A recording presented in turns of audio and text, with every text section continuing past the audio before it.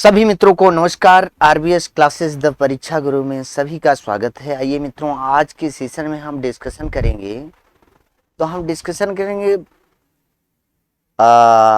प्राचीन भारत के इतिहास में एक हम चैप्टर पढ़ा रहे थे जिसका नाम था पाषाण काल। उसी पाषाण काल में हम पूरा पाषाण काल पढ़ाए थे। पूरा पाषाण काल को हमने पढ़ाया था। आज हमें मध्य पूरा पाषाण काल को पढ़ाना है। तो मध्य पूरा पाषाण काल, नव पूरा पाषाण काल, दो कालखंड है पूरा पाषाण काल में, उन्हीं पर हम डिस्कशन करेंगे। तो उसी चैप्टर को हम आगे बढ़ाने का प्रयास करते हैं। तो जितने भाई बंधु जुड़े हुए हैं सभी को नमस्कार और आइए सेशन की शुरुआत करते हैं। तो हमने आपको बताया था कि जो हमारा टॉपिक होगा वो कौन सा होगा। तो हमारा टॉपिक जो था वो पूरा पाषाण काल था। पाषाण काल था, पूरा पाषाण काल था, ये हमारा टॉपिक था। इसी पूरा पाषाण काल को तीन कालखंडों में विभाजित किया गया था, जिसे कहा जाता है पूरा पाषाण काल,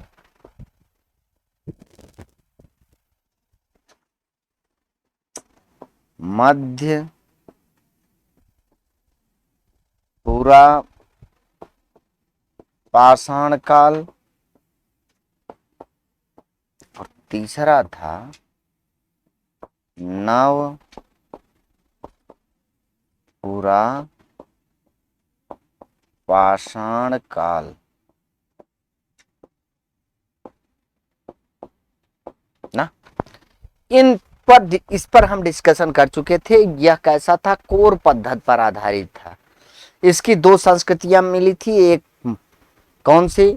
एक दक्षिण भारत की संस्कृति मिली थी जिसे मद्रास संस्कृति या हैंड एक्स संस्कृति कहा गया। दूसरी संस्कृति मिली थी उत्तर भारत के सोहन नदी घाटी से मिली थी और उसी को क्या कहा गया? सोहन संस्कृति के नाम से जाना गया। तो इस पर हम डिस्कशन कर चुके थे। इन दोनों पर हमें आज डिस्कशन करना है। तो मध्य पूरा पाषाण काल की शुरुआत कब से मानी जाती है? अगर मोटा मोटा हम ग्राफ बनाए तो क्या होगा, आइए देखते हैं। मध्य पूरा पाषाण काल की शुरुआत 1,00,000 ईसा पूर्व से मानी जाती है। 1,00,000 ईसा पूर्व से कब तक मानी जाती है? 40,000 ईसा पूर्व तक मानी जाती है, ईसा पूर्व तक। तो मध्य पूरा पाषाण काल की शुरुआत कब से मानी जाती है? 1,00,000 ईसा पूर्व से लेकर 40,000 ईसा पूर्व तक मध्य पूरा पाषाण काल का कालखंड माना जाता है ना। इस कालखंड में जो पाषाण औजार थे वो किस पर आधारित थे? तो यह पाषाण औजार फलक या सल्क पर आधारित थे। सल्क, फलक या सल्क पर आधारित थे। इस काल के पाषाण औजार किस पर आधारित थे? फलक या सल्क पर आधारित थे। इसीलिए फलक या सल्क पर आधारित पाषाण औजारों के कारण ही क्या कहा गया? इसे पीएच संकालिया ने, पीएच संकालिया ने क्या कहा? फलक संस्कृत नाम दिया। संस्कृत, फलक संस्कृत नाम दिया। तो फलक संस्कृत किसे कहा जाता है? अर्थात मध्य पूरा पाषाण काल को ही क्या कहा जाता है? किसने कहा? पीएच संकालिया ने फलक संस्कृति नाम दिया। तो पीएच संकालिया ने इसे क्या नाम दिया? फलक संस्कृति नाम दिया। अर्थात फलक क्या कहा गया? ये थोड़ा सा इसके बारे में भी जानते हैं। मूल पाषाण खंड को तोड़कर अलग किए गए फलक को ही क्या कहा गया? अर्थात टुकड़े के हुई मूल पाषाण खंड के भाग को ही क्या कहा गया? फलक। अर्थात जैसे मूल पाषाण खंड है, इसी को तोड़ दिया गया तो जो टूटा हुआ भाग था उसी को कहा गया फलक। तो इस काल का जो मध्य पाषाण काल औजार थे वो कैसे थे? फलक पर आधारित पाषाण औजार थे। इस काल के जो पाषाण औजार थे, प्रमुख पाषाण औजार कौन थे? जैसे प्रमुख पाषाण औजार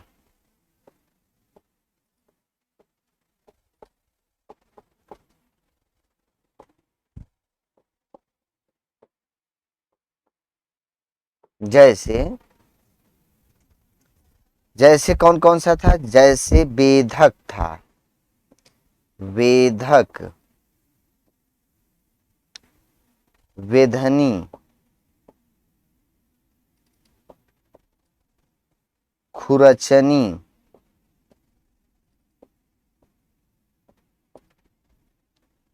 तक्षणी, ये सब कैसे थे? ये प्रमुख पाषाण औजारों के नाम।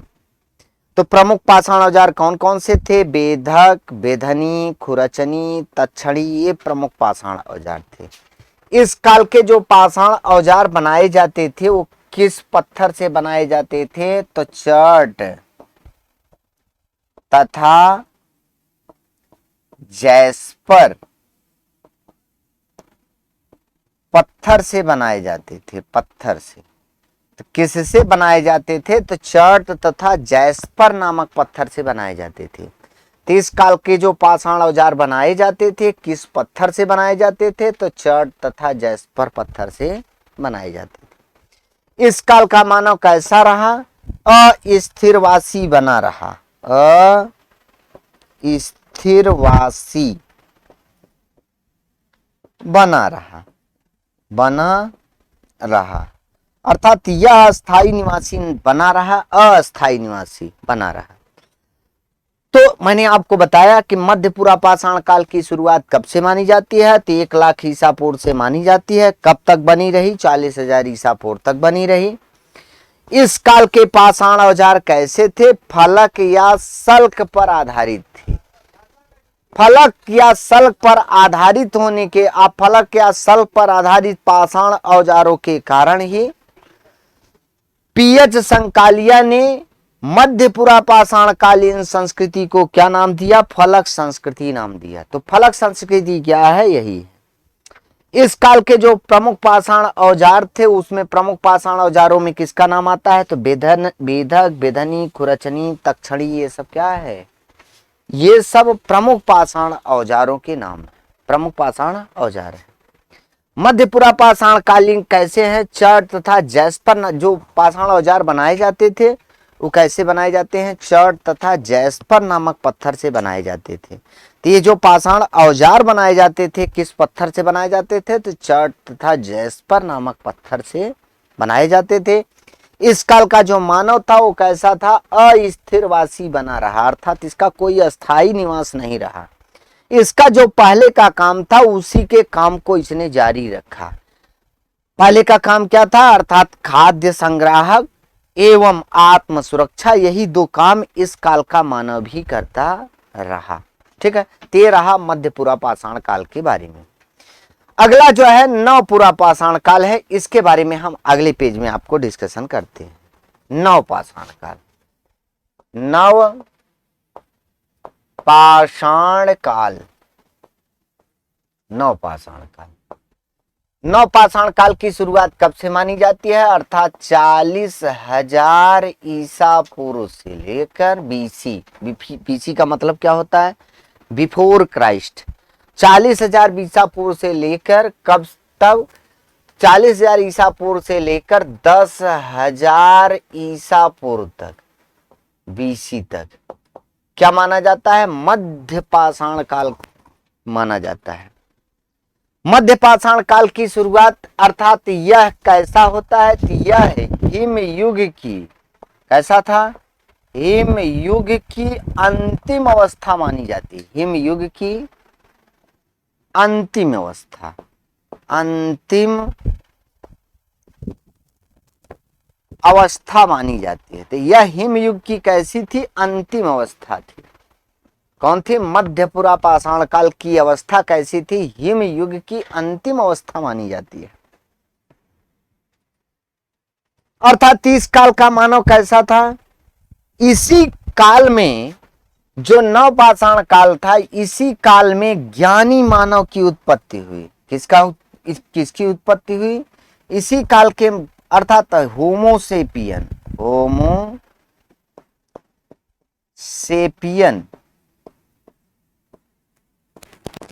या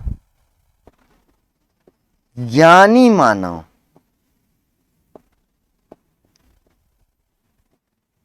की उत्पत्ति इसी काल में हुई। तो यह हिमयुग की अर्थात देखा जाए कि अभी दो कालखंड जो थे, पूर्व पूरा पाषाण काल और मध्य पूरा पाषाण काल में पूरी पृथ्वी कैसे थी, बर्फ से आच्छादित थी, भरी हुई थी। लेकिन अब धीरे धीरे बर्फ गलना शुरू हुआ और धीरे धीरे अब हिमयुग समाप्त होने की कगार पर है, जिस काल में नवपाषाण काल का उदय हुआ। इसी कालखंड में क्या हुआ, होमोसेपियन या ज्ञानी मानव का उदय हुआ। ज्ञानी मानव की उत्पत्ति इसी काल में हुई, ज्ञानी मानव अस्तित्व में आया। मैंने आपको बताया कि पूरा पाषाण काल के इस काल के मानव ने क्या किया कि इस काल के मानव की एक विशेषता और थी कि इसी काल के मानव ने कैसे ब्लेड आधारित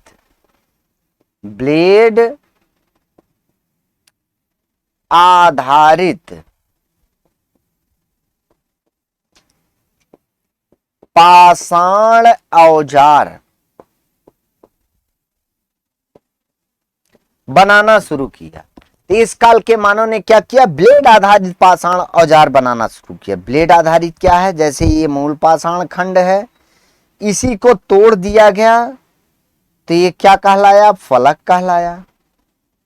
इसी को तोड़ दिया गया तो ये क्या कहलाया, फलक कहलाया। और इसी को और बारीक तोड़ दिया गया, अर्थात इसी को और बारीक तोड़ दिया गया। और बारीक का मतलब है कि इस तरह से देखिए, जैसे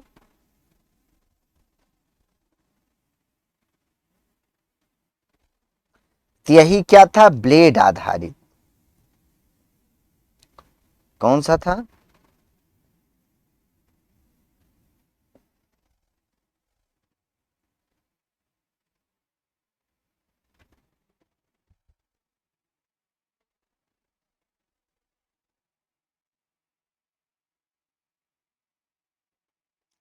ये कैसा था, ब्लेड आधारित। ब्लेड आधारित पाषाण औजार।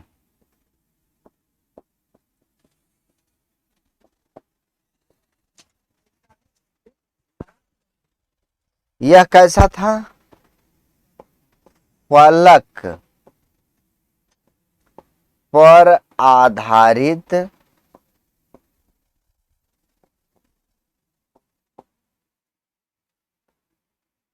पाषाण औजार।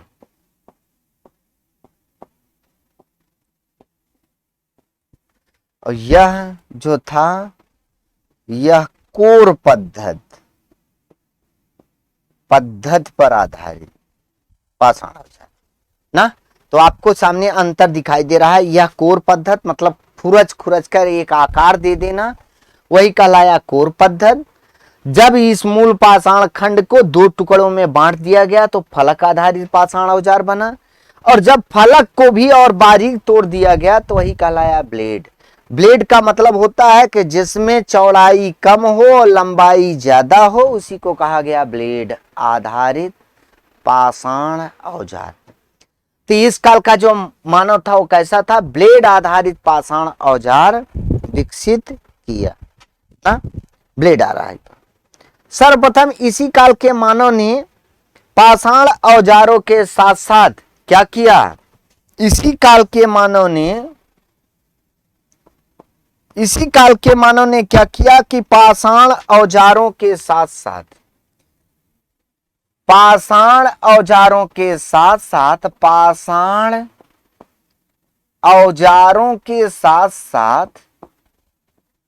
हड्डियों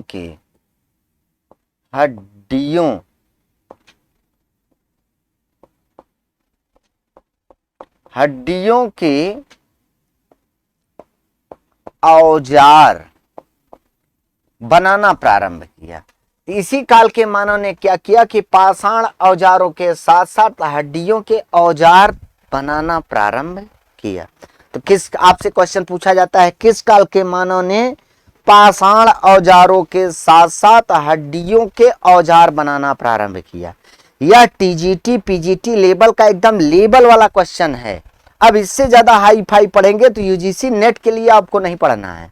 और हर बार की परीक्षा जैसा आप कहते हैं कि इस बार थोड़ा सा टफ आया, इस बार लो आया, तो ये लेवल का है, चाहे जो परिवर्तन हो यही लेवल रहेगा।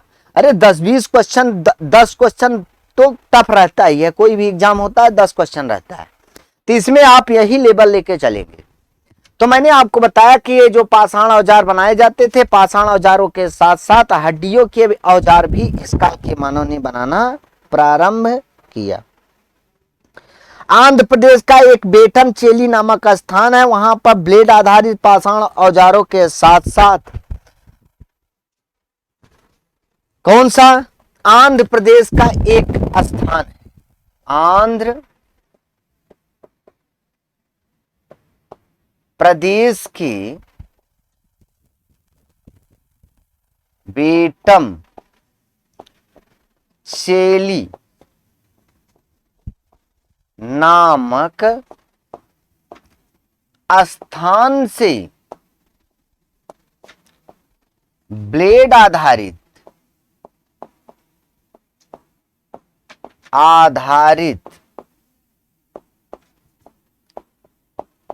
पाषाण औजारों के साथ साथ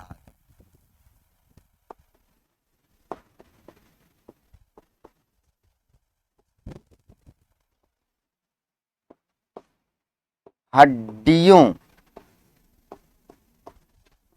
के औजार प्राप्त हुए, जैसे भाले, सुए आदि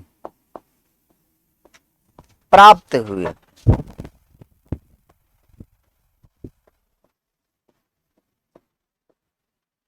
जो नव पाषाण कालीन है। कैसे हैं नवपाषाण कालीन? नवपाषाण का हम कह सकते हैं नव पूरा पाषाण कालीन, पूरा पाषाण कालीन, ठीक है। इस काल की ये विशेषता है कि ये जो बेटम चेली नामक स्थान है, यहां से क्या मिला है, ब्लेड आधारित पाषाण औजार तो मिला ही है, साथ ही हड्डियों के औजार भी मिले हैं। कौन से? बेटम चेली नामक स्थान से। आज इस काल की विशेषता है कि इस काल के मानव में सर्वप्रथम कलात्मक अभिरुचि का ज्ञान दिखाई देता है, अर्थात कलाकारी करना इसी काल के मानव ने शुरू किया। तो इस काल के मानव ने क्या किया कि सर्वप्रथम इस काल के मानव में सर्वप्रथम कलात्मक अभिरुचि का ज्ञान दिखाई देता है, अर्थात कला का ज्ञान दिखाई देता है। सर्वप्रथम कला का ज्ञान की जानकारी कहां से मिलती है? तो भीमबेटका की गुफा चित्रकारी से मिलती है। भीमबेटका की खोज करने वाले कौन थे? तो 1858 ईस्वी में वीएस वाकड़कर ने किया था, कि जो कहां क्या है? तो मध्य प्रदेश के रायसेन जिले में स्थित है भीमबेटका की गुफा। तो इस काल के मानव में क्या हुआ कि कलात्मक अभिरुचि का ज्ञान दिखाई देता है, इसी काल की विशेषता है। इस काल के मानव में क्या हुआ? इस काल के मानव में कलात्मक अभिरुचि का ज्ञान दिखाई देता है। कैसा? सर्वप्रथम इसी काल के मानव ने कलात्मक अभिरुचि का विकास दिखाई देता है ना।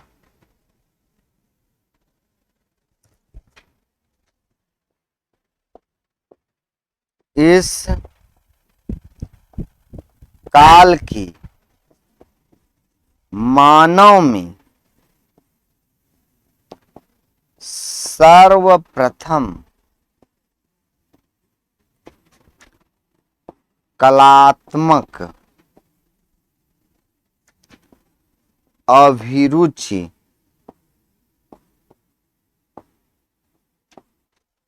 का विकास हुआ।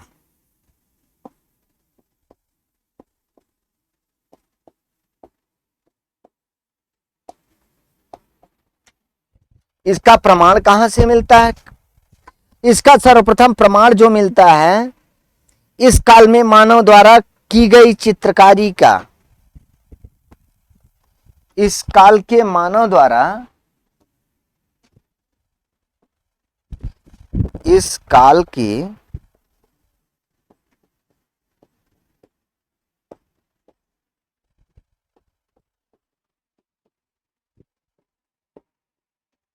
इस काल के मानव द्वारा की गई चित्रकारी का सर्वप्रथम प्रमाण मध्य प्रदेश के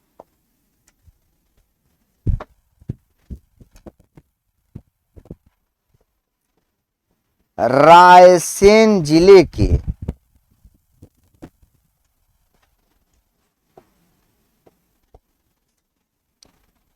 भीमबेटका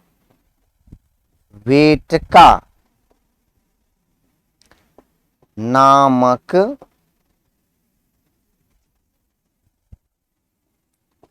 गुफा चित्रकारी से मिलता है।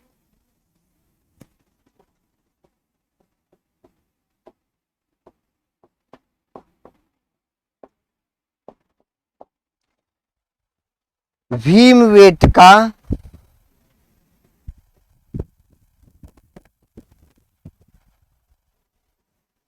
की खोज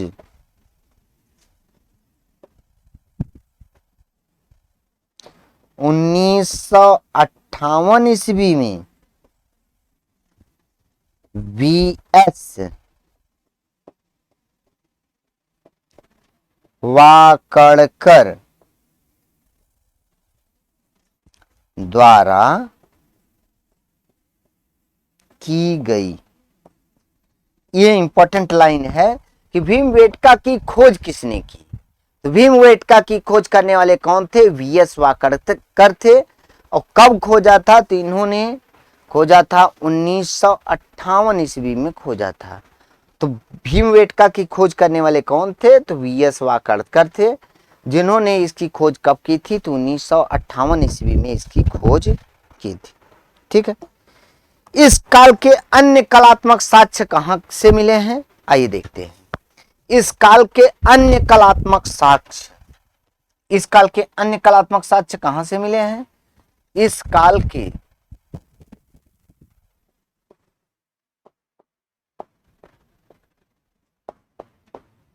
अन्य कलात्मक साक्ष्य कहां से मिले हैं? अन्य कलात्मक साक्ष्य कहां से मिले हैं? देखा जाए तो अन्य कलात्मक साक्ष्य जो हैं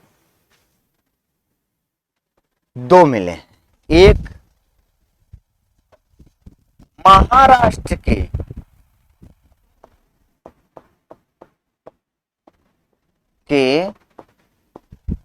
पटड़े नामक स्थान से शुतुरमुर्ग के अंडे के छिलके पर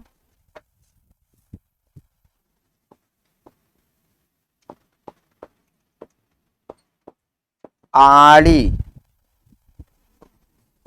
तिरछी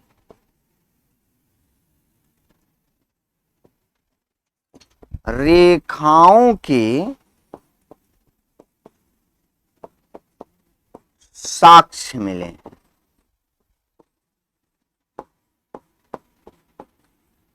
तो पहला जो प्रमाण मिला वो तो भीमबेटका से मिला। इसके साथ अन्य प्रमाण में पटड़ी, पटड़ी कहाँ है? महाराष्ट्र।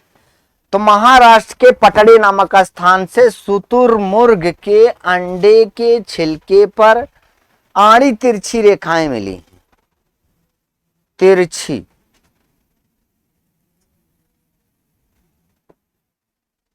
तिरछी रेखाएं मिली, रेखाओं के साक्ष्य मिले हैं। यह भी चित्रकारी के जो पहला प्रमाण मिलता है वो कहां से मिलता है? पटड़ी नामक स्थान से मिलता है ना। इसी प्रकार एक और प्रमाण मिलता है इलाहाबाद की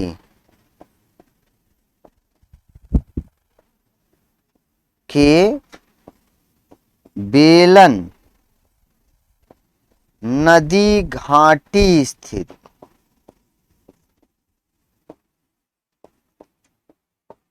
लोहदा नाला से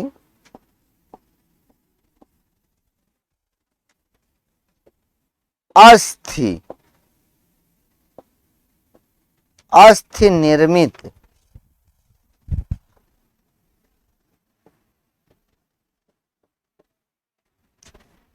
मातृ देवी की मूर्ति का साक्ष्य मिला है।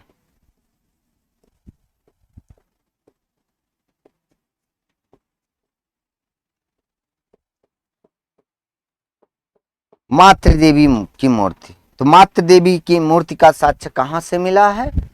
तो लोहदा नाला नामक स्थान से मिला है। तो इलाहाबाद का बेलन नदी घाटी स्थित आप देखते हैं कि जो 12 तहसील है इलाहाबाद का, वहां ही है एक लोहदा नाला, और वही क्षेत्र बेलन नदी घाटी का क्षेत्र बोला जाता है। बेलन नदी है छोटी सी, और वहीं से एक लोहदा नाला नामक स्थान है, वहीं से मातृ देवी की मूर्ति का साक्ष्य मिला है। कैसी मातृ देवी? अस्थि निर्मित, अर्थात मिला जुला का हड्डियों से निर्मित।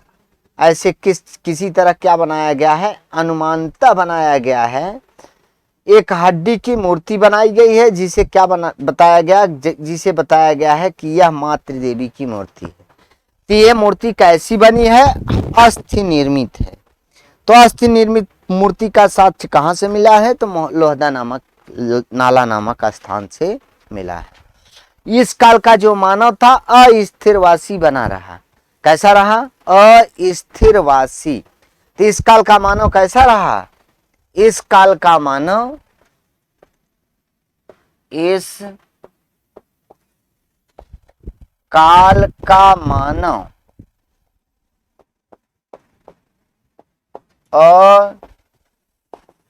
अस्थिरवासी बना रहा। अर्थात अब भी कैसा रहा? मानव अस्थिरवासी बना रहा। तो ये सब किसके बारे में है? इसी के साथ ही यह जो प्रमुख रूप से ये चैप्टर था इसी के साथ समाप्त होता है। कुछ प्रमुख स्थल है जिसकी चर्चा हम, जैसे आपसे क्वेश्चन पूछा जाता है तो उन सब की चर्चाएं हम आगे आपसे करते जाएंगे कि प्रमुख स्थल कहाँ के हैं। इसका एक अलग हम चैप्टर से संबंधित लेंगे। तो ये आपके टीजीटी लेवल के सबसे बेहतरीन नोट्सों में से एक बनेगा अगर आप बनाते चलेंगे तो एक बार रिपीट कर लेते हैं, उसके बाद हम आगे बढ़ने का प्रयास करते हैं। मैंने आज आपको क्या क्या पढ़ाया? मैंने आपको एक चीज तो ये पढ़ाया कि मध्यपुरा पाषाण काल। तो मध्यपुरा पाषाण काल की शुरुआत कब से मानी जाती है? तो 1,00,000 ईसा पूर्व से मानी जाती है। कब तक रही? 40,000 ईसा पूर्व तक रही। इस काल का जो मानव था वो फलक आधारित पाषाण औजार बनाना शुरू किया। कैसा? फलक का मतलब होता है कि मूल पाषाण खंड को और तोड़कर बारीक कर दिया गया, उसी को फलक या सल्क कहा गया। सल्क मतलब होता है छिलका। तो छिलका का मतलब यहाँ है कि पत्थर के मूल पाषाण खंड को, मूल पाषाण के जो खंड है, बड़ा पत्थर है, उसी को काट कर अलग कर लिया गया, उसी को जो उसका छोटा भाग था उसी को कहा गया फलक। तो इस काल का मानक कैसा था? फलक पर आधारित या सल्क पर आधारित था। फलक पर आधारित पाषाण औजारों के कारण ही पीएच संकालिया ने मध्य पूरा पाषाण काल को क्या कहा, तो फलक संस्कृति नाम दिया। तो आपको ये चीजें याद रखनी होगी कि फलक संस्कृति किसे कहा जाता है, तो मध्य पूरा पाषाण काल को ही क्या कहा जाता है, फलक संस्कृति के नाम से जाना जाता है। तो फलक संस्कृति के नाम से किसे जाना जाता है, तो मध्य पूरा पाषाण काल को फलक संस्कृति के नाम से जाना जाता है।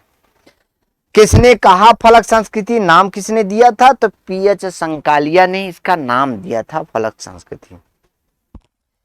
इस काल का जो मुख्य पाषाण औजार था वो कौन था, बेधक था, बेधनी था, कुरचनी था, तक्षणी था। ये सब क्या थे, ये मुख्य पाषाण औजार थे।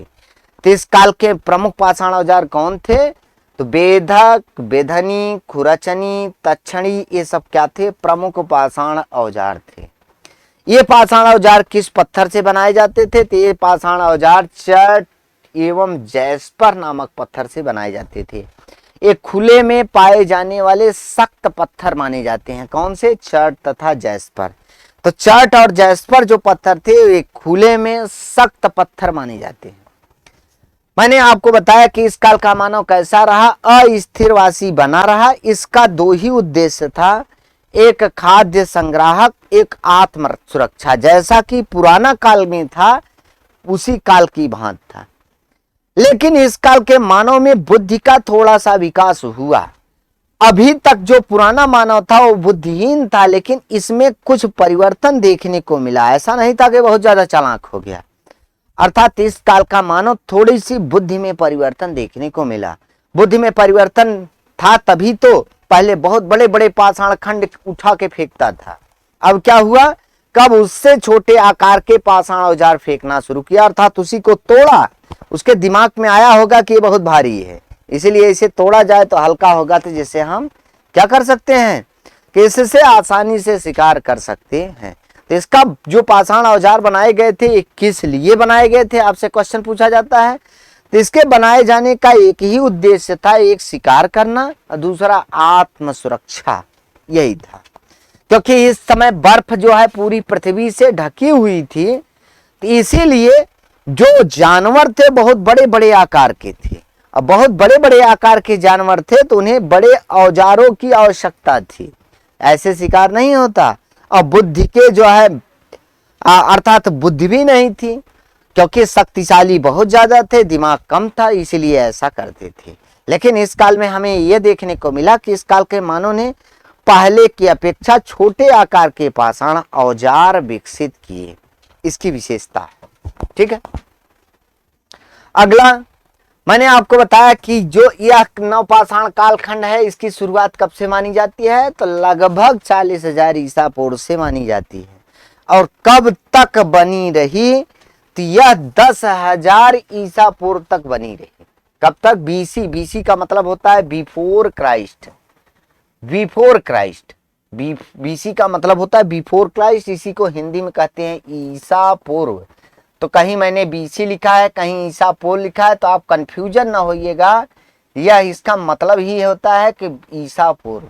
बीसी का मतलब होता है बीसी का मतलब बिफोर क्राइस्ट, और बिफोर क्राइस्ट का मतलब ही होता है ईसा पूर्व। तो ईसा पूर्व अर्थात नव पाषाण, नव पूरा पाषाण काल। थोड़ा सा मैं यहां गलत लिख चुका हूं, नव पूरा पाषाण काल। तो नव पूरा पाषाण काल की शुरुआत कब से मानी जाती है, तो यह 40,000 ईसा पूर्व से 10,000 ईसा पूर्व तक इसका पूरा कालखंड था। अर्थात शुरुआत आपसे पूछी जाए तो लगभग ये कहा जाता है कि 40,000 ईसा पूर्व से। अब यह कैसी थी, यह हिमयुग की अंतिम अवस्था मानी जाती है। हिमयुग की अंतिम अवस्था किस लिए कही गई, इसलिए कही गई कि अभी तक पूरी पृथ्वी बर्फ से ढकी हुई थी, लेकिन इस काल के आते आते अब बर्फ कम हो चुका है। अर्थात ऐसे समझिए कि जैसे बर्फ खत्म होने वाला है। अर्थात अब जो है पृथ्वी जो है आच्छादित बर्फ से कुछ पिघल चुकी है, अर्थात बर्फ पिघल चुका है, कुछ बचा हुआ है। अर्थात यह हिमयुग की कैसी मानी जाती है, अंतिम अवस्था मानी जाती है। इसी कालखंड में क्या हुआ, होमोसेपियन, जो हम लोगों के पूर्वज है। हम लोगों के पूर्वज कौन है, होमोसेपियन, अर्थात जिसे कहा जाता है ज्ञानी मानव। तो ज्ञानी मानव कब अस्तित्व में आया थे, अर्थात नवपुरा पाषाण काल में ज्ञानी मानव का उदय हुआ। और होमोसेपियन इसी को कहा जाता है, इसी को कहा जाता है ज्ञानी मानव। अर्थात इस काल का जो मानव था वो पहले की अपेक्षा ज्यादा बुद्धिमान मानव का उदय हुआ। इस काल के जो मानव थे उन्होंने ब्लेड आधारित पाषाण औजार बनाना शुरू किया। ब्लेड आधारित पाषाण औजार का मतलब होता है कि जो फलक था, फलक को और बारीक तोड़ दिया गया, तो उसी को कहा गया ब्लेड। मैंने आपको बताया कि जो मूल पाषाण खंड था उसे खुरच कर जो बनाया गया वो कोर पद्धति के पाषाण औजार थे। और कोर पद्धति के पाषाण औजार किसमें थे, तो यह कोर पद्धति के जो पाषाण औजार थे यह पूरा पाषाण काल में थे, पाषाण काल में।